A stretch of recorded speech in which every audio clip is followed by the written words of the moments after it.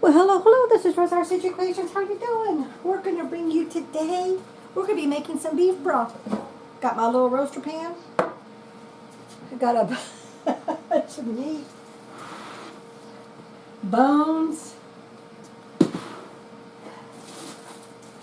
veggie scraps, all kinds. What we're going to do first, we're going to get all of our bones. And basically, I just grabbed some bones, put them in a zipper freezer bag. I'm using all bones. Chicken bones, beef bones, steak bones, whatever it is that I have.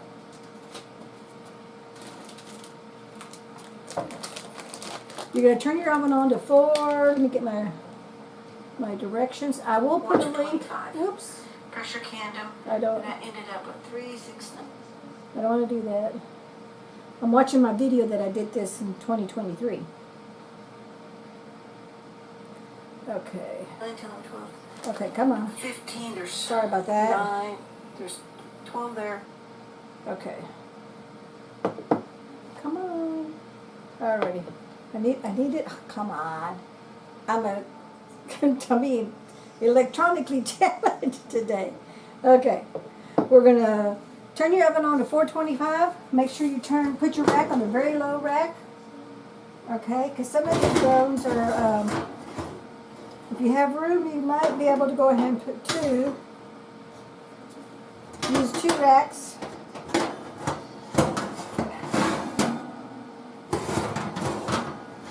So I'm changing mine to the very bottom rack. And then the second rack, because I want to be able to fit 2 cookie sheets in here, I'm putting on the second to the top rack. But it's up to you. Depends on your stove, your oven. Don't throw these bags away. Save them, because you can reuse them again for your other storage of bones as you get them. Now you see these little chicken legs, chicken wings? Skin and all. Take it, put it all in there. That is going to make such a nutritious, flavorful broth.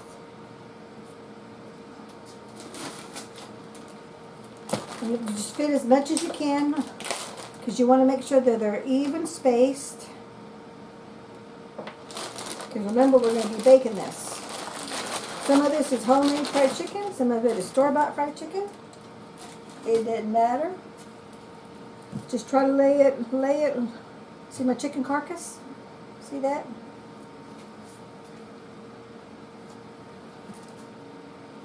That's why it depends on what size, how depth you are, of what size you put your racks on. Okay, here's some pork chop bones.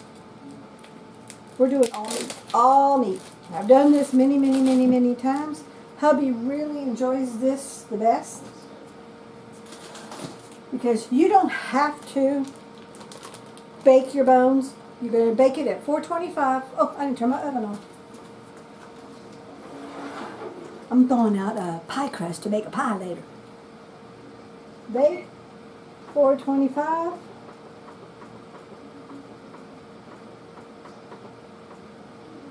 It's only gonna, you lay them all in even layer. You're gonna bake it for 15 minutes. Take it take the cookie sheet out of the rack, flip it, cook the other side for 15 minutes. Then you toss them into your roaster pan or crock pot or stew pot, whatever pot it is that you're going to be making your broth in. Totally up to you. But I'm picking and choosing. Oh, here's some pork neck bones that I vacuum sealed. Because I bought these strictly for broth.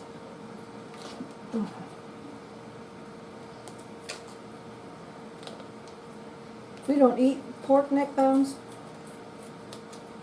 but I knew these were going to be fantastic in the broth, because your broth is going to simmer for at least a minimum 12 hours, maximum 48 hours. I prefer to do 48. Okay. And I'm not worried that it's not totally thawed out. This is going to go in the garbage. It's a vacuum seal bag. Because as it's cooking in the roaster or the whatever pan that is that you're using as it's heating up, because it's going to cook, you can put it on very low simmer for anywhere from 12 hours, preferably 24 to 48 hours. It's going to cook all that meat, so I'm not worried about it being frozen right now. And then I would just grab whatever it is that I had at the time. Here is a Ziploc baggie. Oh, this is some veggie scraps. Celery and stuff, we'll save that for the roaster pan. I'm not roasting those. We're only roasting the bones only, nothing else.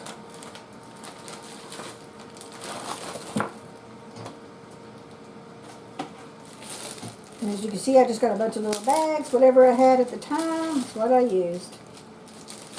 But because you want an even layer, don't layer this too much. If you have a lot of bones like I got, you might need to do this in 2 or 3 batches. But it is what it is. Okay, so this one's pretty full.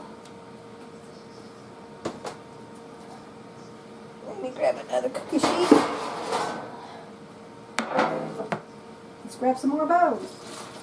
I'm going to continue to do all this. I got a whole sink full and a whole tub of bones. Everything that I've been stockpiling. And what I do, I'm a shorty, I'm only 5 foot. Is in the garage freezer on the very top shelf, there's where I put all my baggies of frozen bones. So hubby and I both know that's nothing but bones to save for broth. And I just take them in there, toss them in there. Sometimes when it gets too high, I have to have hubby do it because I can't reach it.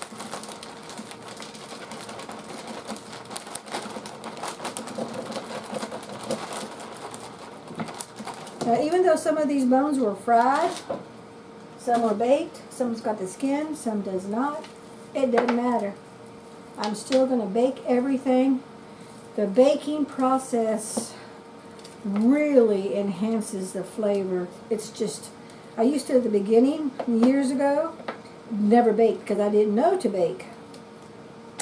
Come across a YouTube channel, maybe 5, 7, 8 years ago, and she roasted her bones, and I'm going, huh, that sounds like a good idea.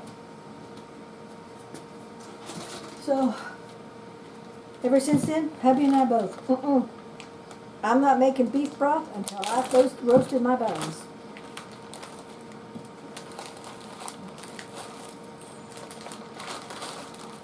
Look at this big old bone. We got it from somebody, or I cooked it, I don't know what, but look at that big bone.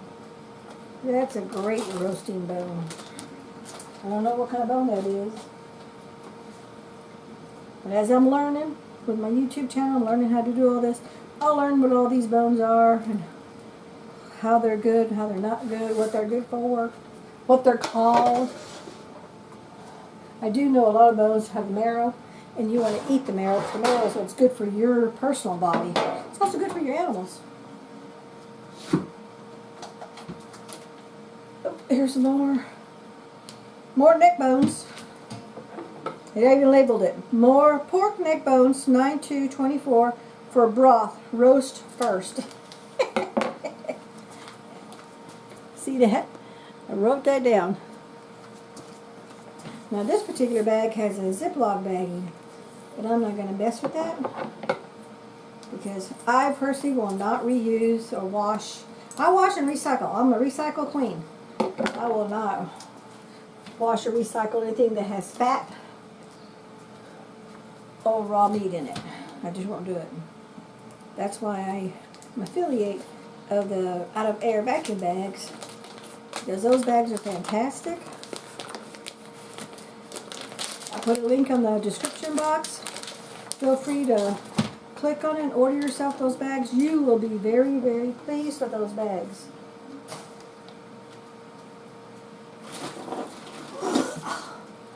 Oh, I'm going to show you.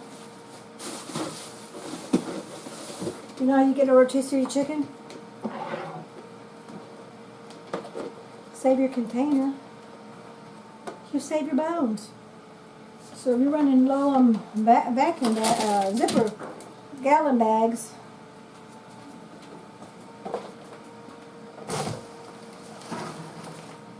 Look, it still even has the string from the rotisserie chicken. Throw that away. Don't need it. Leave that just the way it is.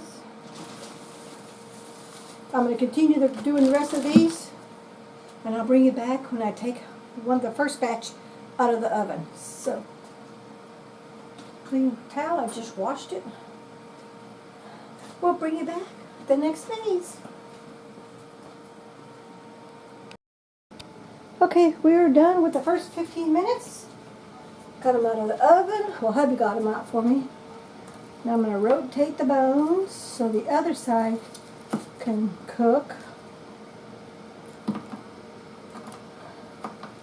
And then, because I actually got 4 cookie sheets, but not enough will fit in my oven. So I'm going to do 2 of this in batches. Okay. Some of my skin is touching and got cooked on the cookie sheet, which is fine, because before I toss that, I'm going to scrape that stuff off the bottom of my cookie sheet and put all these juices into my roaster with my water and my vegetables and my bay leaf and my apple cider vinegar. All that's going to go in there together. Okay, that one's done.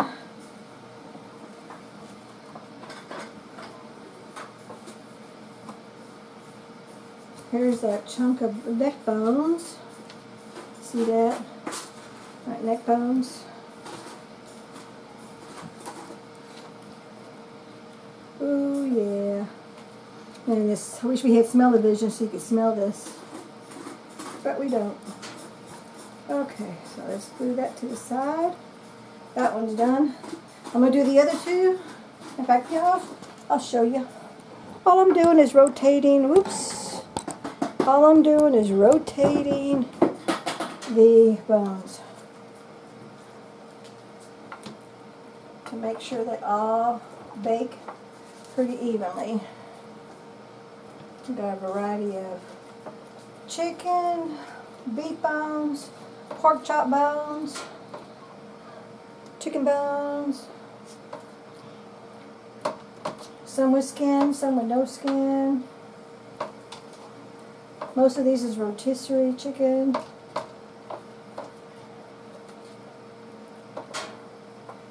Some of it has a lot of meat, some of it has no meat. Oh, that one has some skin on it. A carcass, chicken carcass. And these are some big rib bones. Look at that big. Excuse me, sorry about that. Smooth this bones out of the one. These are beef bone, rib bones. Hubby and I love us some ribs. Not good for us because all the barbecue sauce with all the sugar. Definitely not on my weight program.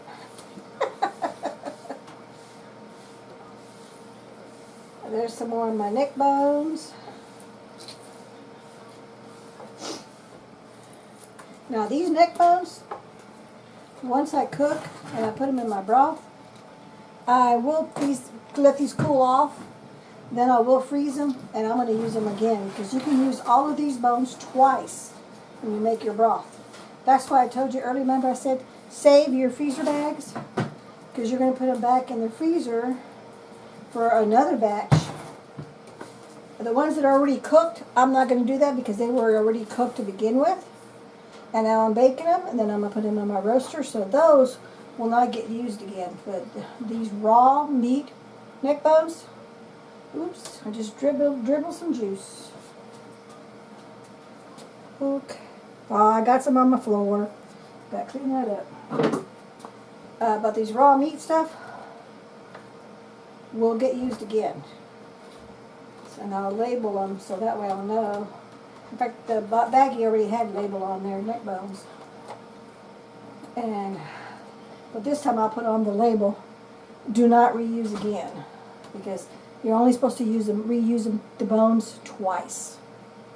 Baking them is 1. Now when I'm baking them now, this is for roasting, 2. these with the raw new meat. This is the first time they're going to be used. Okay, so trying to find my, I'm thawing out my pie crust. Go make a pie. Let's put that there for now. Put all this back in the oven. Oh, this is heavy. Okay, that worked. Now be careful because all this is hot. And you got some juices in your cookie sheet. That way, always use a cookie sheet that has a lip to it, because if you have extra juices, it'll collect and you won't spill and make a mess in your oven. Okay, those are going to cook for another 15. I got to be careful. 15 minutes. Okay, we will bring you back. Okay, well that second batch, well that actually is the first batch, is bones is roasting. I've got in here celery, carrots, some onions. The more onion skins, like the white onion skins you put in here, the darker your broth is going to be. So if you don't want it to be really, really dark, still put some onion skins, but don't put very many of them. Okay. Bay leaf. This is going to be a big batch, so I'm going to put 5. Depends on the batch, how big it is, and how many bay leaves you want. 1, 2, 3, 4. Those were 2 skimpy ones. Because, you know, bay leaves will break because they're dried out, so they will break. And it won't hurt for you to put extra. But don't do a whole lot of extra. I will put in the description box the entire recipe. Here's my apple cider vinegar. I forget what the recipe says, but I'll do a pop-up too. And I'm just going to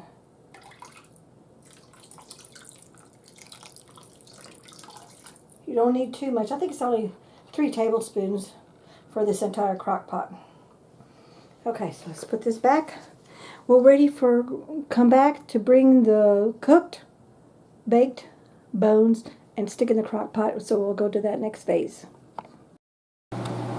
Okay, we are done with these. Sorry the fan had to come on because there was a lot of smoke from the oil.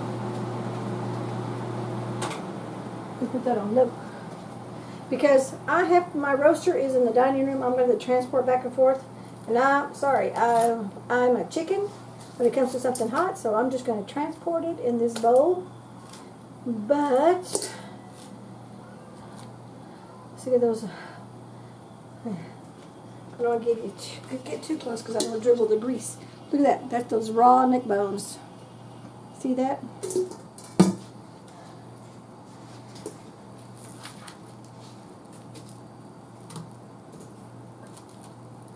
Just take up all the bone, all the meat, all the bones, everything off of here.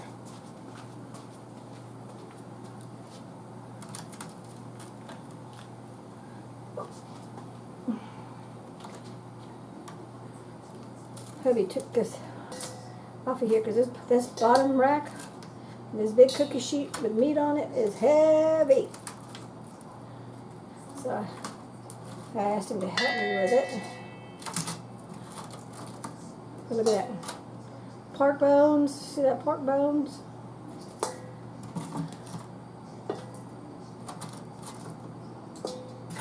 You know, if you wanted to, instead of just doing beef bones, you could hoard all your pork bones and make a pork broth, which would be really good. I've never made it myself. I was never much of a big pork eater. Hubby likes porks, so we're learning to beat pork. So I think what I'm going to start doing is putting my pork bones in a separate container, a separate bag, excuse me. We'll label them so this way I'll make a batch of just plain bone pork broth. I'm going to let this cool off. Then I'm going to add a little bit of water and let all that juicy crusties get on there. and put it back in my roaster pan. So let me pause you for a minute. I'm going to bring you to... Okay. So now I'm just going to pour the cooked bones. Whoops, you don't want to do that. I'm going to slowly... Lucky, I was very lucky it didn't splash because I had some veggies in there. Ooh, that's hot. That's hot, that's hot, that's hot. Okay. When you get to this phase, you only want to put it about a little less than half of water. Add all your meat and all your veggies, whatever it is that you're going to be making. Then you add more water based on how much of the goodies that you have. Okay? So I'm plugged in. Turn this on. For the first hour, we're going to cook it at 300. And then in an hour, I'm going to stir all of this. And then I'm going to bring it down to my lowest setting on my roaster pan, which is 150. Then it's going to sit at 150 for the next 24 to 48 hours. More than likely till tomorrow, because I have to be at work on Monday. So this is going to get done by tomorrow night.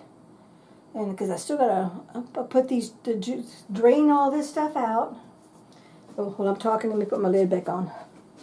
Well, actually, no, I don't, because I got the other two cookie sheets to come do. And drain all this. That's going to take a little chore, about 20, 30 minutes. Drain it all. And because I'm so frugal, when I drain my meat and on my colander, I put the water back into, because it's not water, it's broth. It's cooked broth, back into my roaster pan. And that's what I use to put in my jars. Okay, so I'm going to go ahead and do the rest of these, and we'll bring you back when we get to the next phase, which is going to be when we take all this out. So we'll see you tomorrow. Okay, we're now into the next phase. The last cookie sheet of bones is cooking. Second round. I went ahead and I like to put, oh, let me turn you around so I can see what I'm doing here. Okay, I added water while everything else was cooking to my first cookie sheet. Because you're going to have to add water anyway to your broth. And then I scraped all the goodies. See all this goodiness from the bottom of the pan?